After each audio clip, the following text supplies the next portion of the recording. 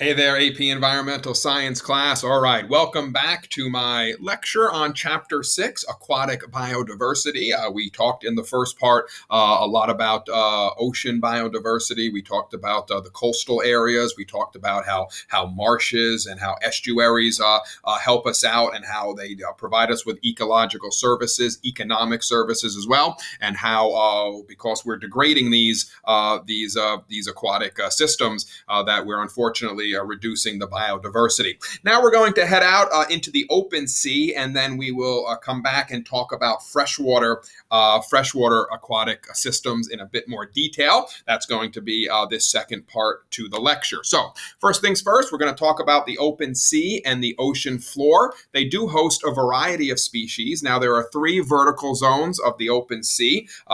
Pelagic zone is what they call. First is called the euphotic zone, okay, and that's the top zone, okay. That's where you have your phytoplankton.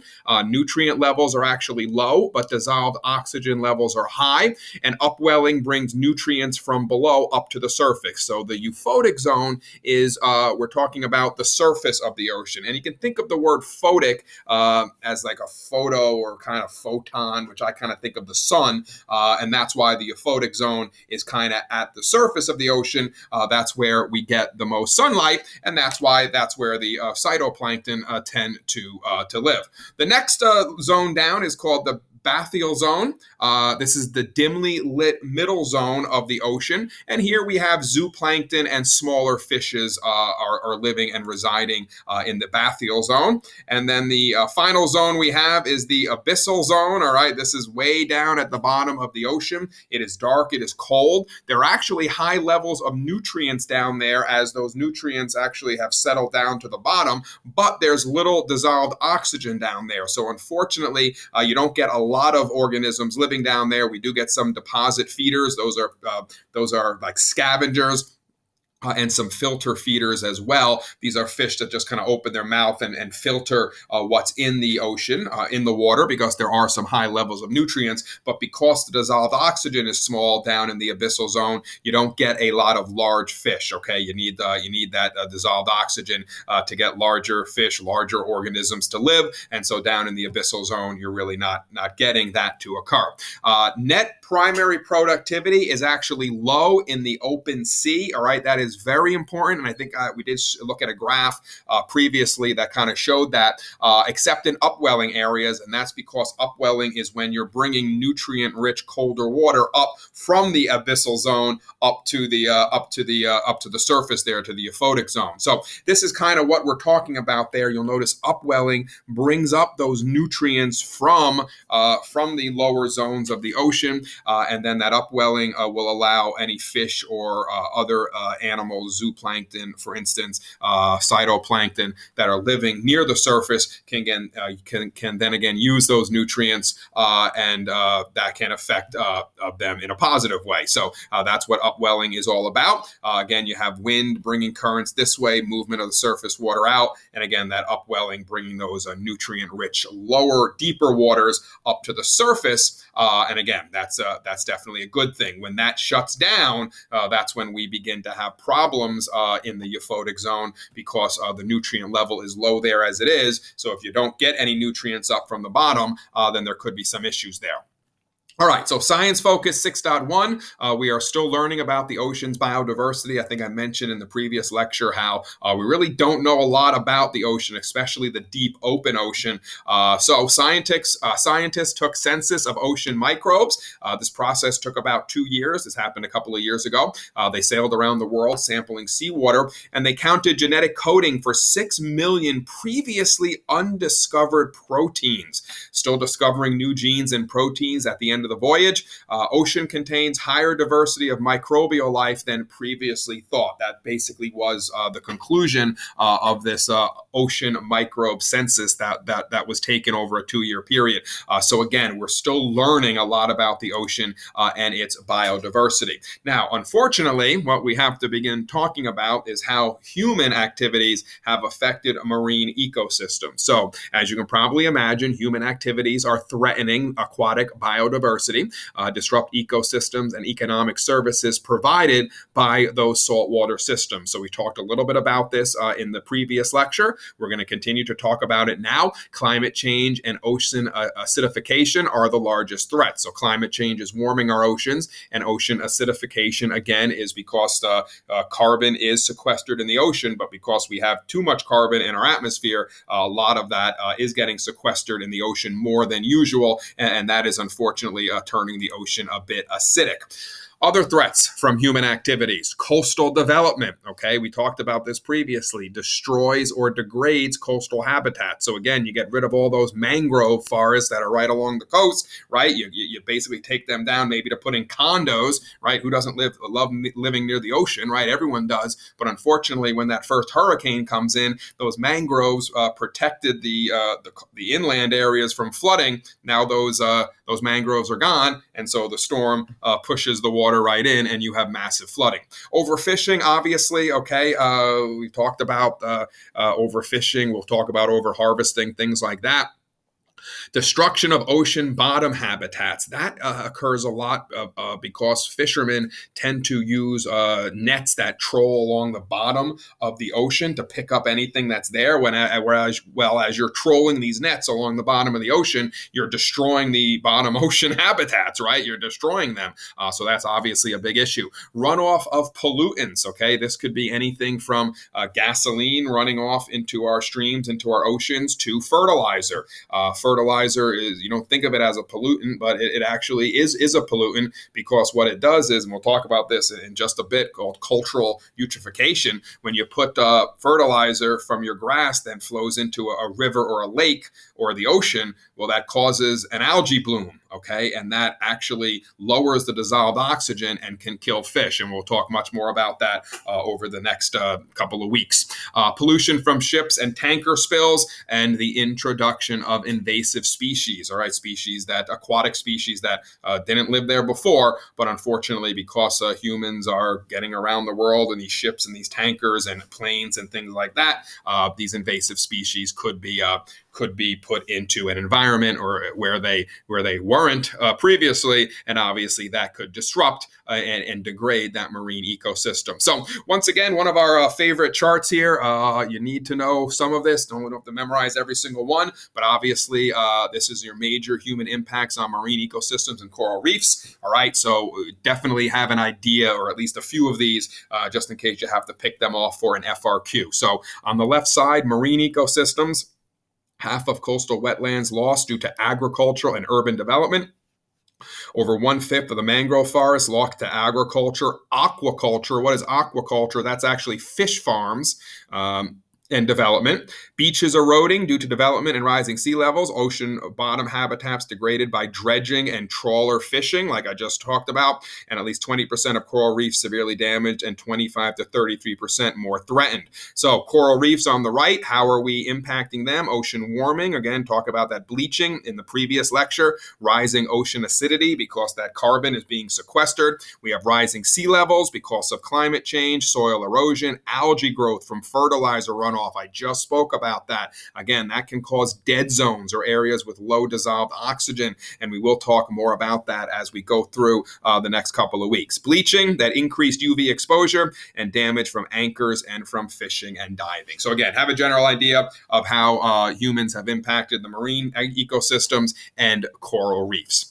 All right, so now we're going to transition a bit back to freshwater. I know in the first part of this lecture, we kind of touched on a little bit of salt, a little bit of fresh. Now we're going to go into freshwater. So freshwater ecosystems provide major ecosystem and economic services. They're once again irreplaceable reservoirs of biodiversity. All right, so we have two types of freshwater systems. One would be a standing water, and one is flowing. So standing water, also called lentic, surface water. This would be your lakes, your ponds, your inland wetlands, So we're talking fresh water. And again, the water really isn't moving. It's standing surface water, and a term for that is lentic.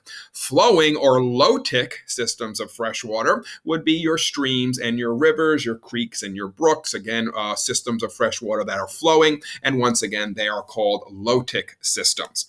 All right, so Just like the ocean has those zones of life, lakes also have zones of life. And they have 4 zones defined by the depth and the distance from shore. So first is the littoral zone. That is the shallow water near the shore where rooted plants grow. This littoral zone in a lake is high in biodiversity. So some examples of creatures living there: turtles, frogs, crayfish, some fish. Okay. So again, this would be right by the shore. All right. The limnic zone, okay, is the open sunlit area away from shore. So this will be the main photosynthetic zone of the lake, and you're going to get some larger fish to live out there. So the littoral zone, kind of right by the lake shore. The limnic zone is in the middle of the open lake, but sunlit area. So we're talking about still the top layer of the lake, okay, but more out in the middle of the lake, and that's where your photosynthesis will occur. Then we have the profundal zone, okay, this is a little now deeper down. This is deep water, too dark for photosynthesis. You have low oxygen levels, some fish in the profundal zone, but not a lot because you need higher dissolved oxygen to support larger fish, larger aquatic organisms. And then on the lake bottom, we call that the benthic zone. All right, that's where your decomposers, your detritus feeders, and some fish live. And the benthic zone is nourished primarily by dead matter. Okay, so that's what happens. So again, those are your 4 zones of your lakes. Definitely understand them and understand what's going on in each one of those zones. So here's the natural capital that freshwater systems provide us. Once again, good chart. Definitely have a couple on either side that you have memorized. So ecosystem services that freshwater systems provide us: climate moderation, nutrient cycling, waste treatment, flood control, groundwater recharge, habitats for many species, genetic resources and biodiversity, and scientific information.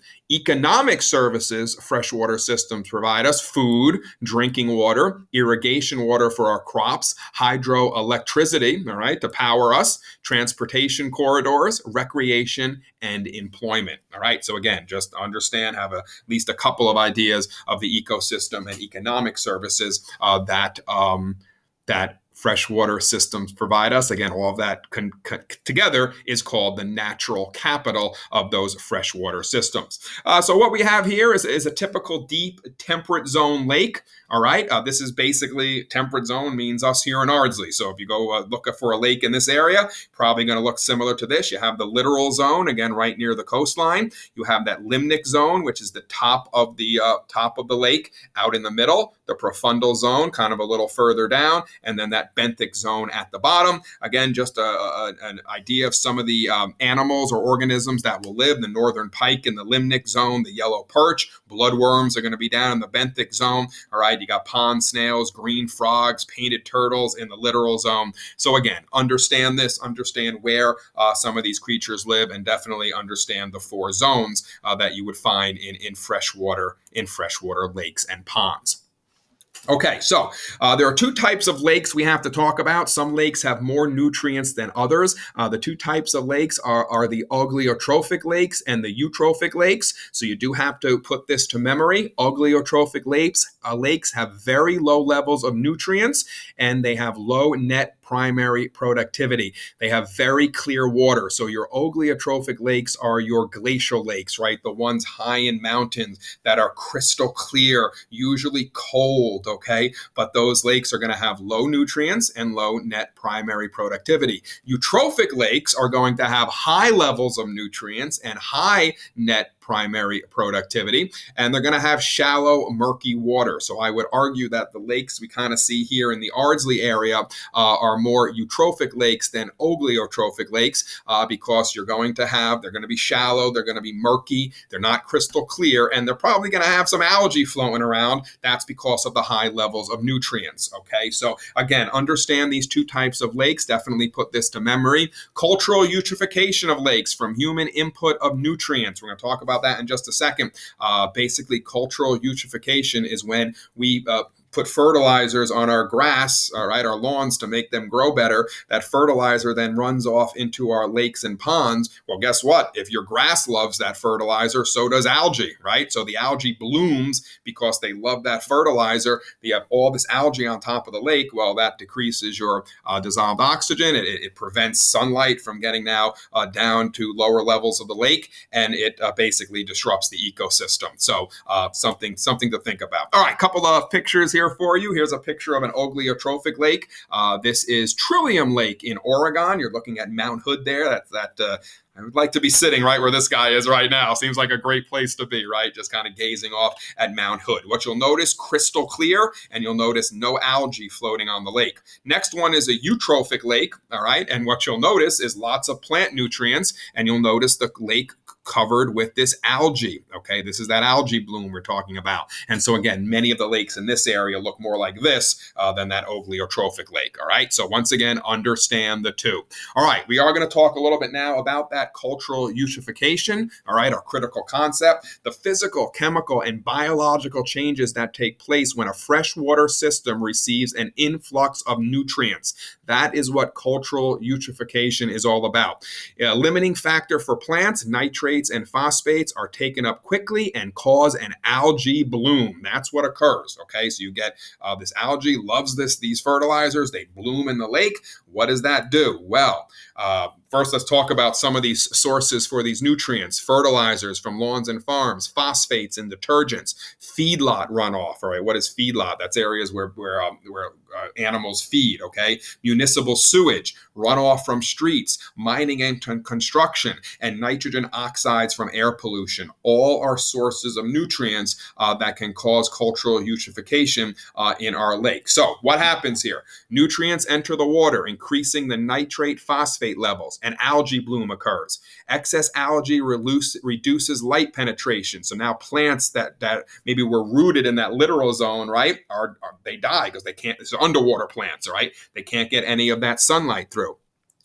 Decomposers now break down the dead organic material, and because of that, your dissolved oxygen levels drop because the decomposers are using all the oxygen, right? They love it. They break down all the dead organic material. All these plants that die are now broken down by these decomposers at the bottom of the lake, and so the dissolved oxygen levels drop. Increase in suspended solids may lead to increase in temperate and/or decrease in rate of photosynthesis, resulting in a continued drop in the dissolved oxygen levels. Shifts in benthic plants, phytoplankton, macroinvertebrates, and our fish communities result, as well as a loss of indicator species. Why? Because when you drop that dissolved oxygen, unfortunately, a lot of our organisms can't survive in the water, and so they die, and you get what are known as dead zones that occur.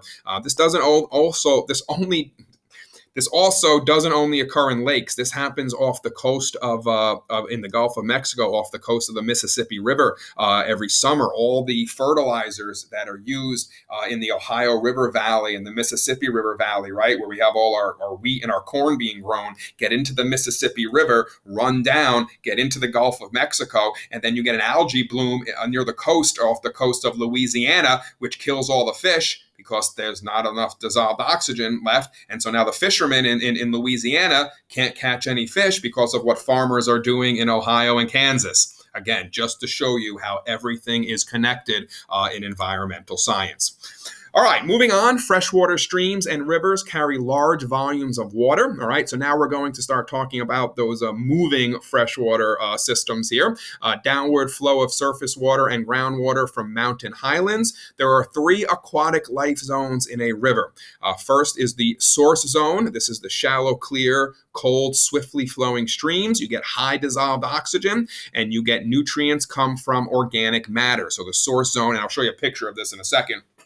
Source zone is located high up in the mountains. Then we get to the transition zone of a river or stream. The river becomes wider, deeper, and warmer, more turbid. Again, so you're going to have more, not as clear, and there will be less dissolved oxygen. Then you got the floodplain zone. These are wide, deep rivers that flow across broad, flat valleys, higher temperature, less dissolved oxygen, and these support algae, cyanobacteria, and rooted plants. So here's your picture. Again, source zone up in the mountains, okay, fast-moving water, very clear, a lot of dissolved oxygen. Transition zones, okay, the water becomes a bit warmer, dissolved oxygen content drops a bit, river becomes a bit wider, and then down in the floodplain zone, you have these wide meandering rivers, okay, that are warm, a lot of algae could potentially in these rivers, because even though they're flowing, when you get to the floodplain zone, they're flowing very slowly as they kind of meander their way down to the ocean. So once again, have a general idea, source, transition, and floodplain zones of our rivers, and kind of what what is being experienced in each of those zones.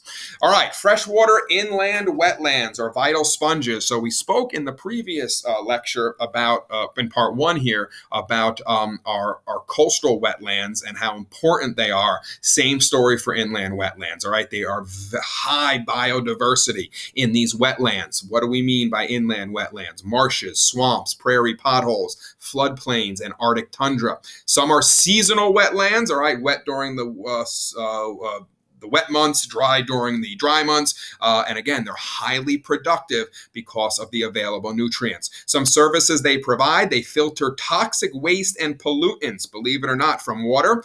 They also reduce flooding and erosion, all right? Very similar to the estuaries and our coastal wetlands, our saltwater wetlands, inland wetlands, the same thing, reduce that flooding and erosion. They sustain stream flows during dry periods, which are important for any aquatic organisms living in those streams. They recharge groundwater aquifers. They provide habitats for a variety of species. Again, our inland wetlands are huge areas of biodiversity.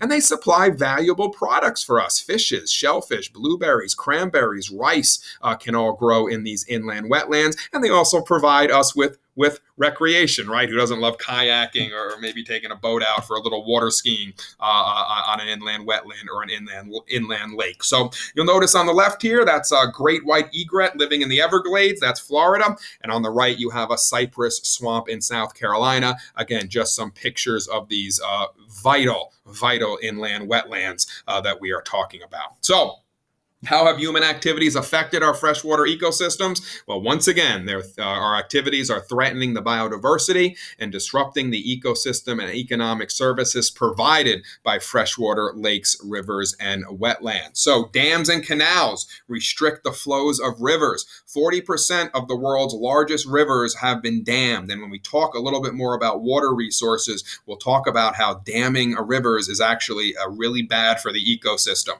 Flood control destroys aquatic habitats and alters wetlands. All right. So what is flood control? That is potentially letting out too much water or letting out water if flooding has occurred, or maybe blocking that dam. Again, you're destroying habitats. You're altering the wetlands from what they were naturally.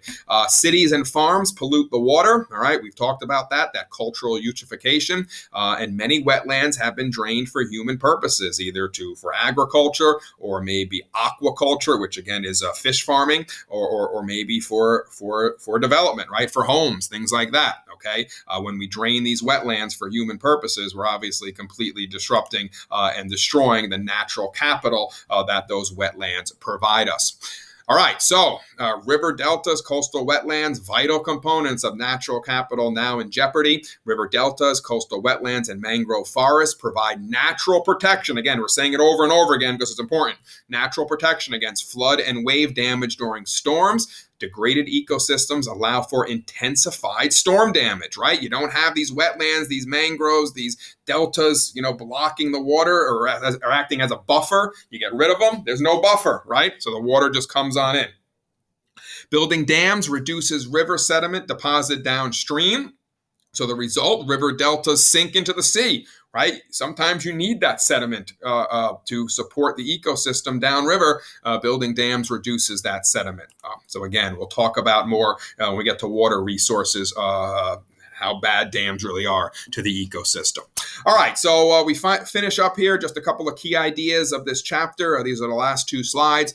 Saltwater and freshwater aquatic life zones cover, again, almost 3/4 of the Earth's surface. Oceans dominate the planet. The Earth's aquatic ecosystems provide important ecosystem and economic services.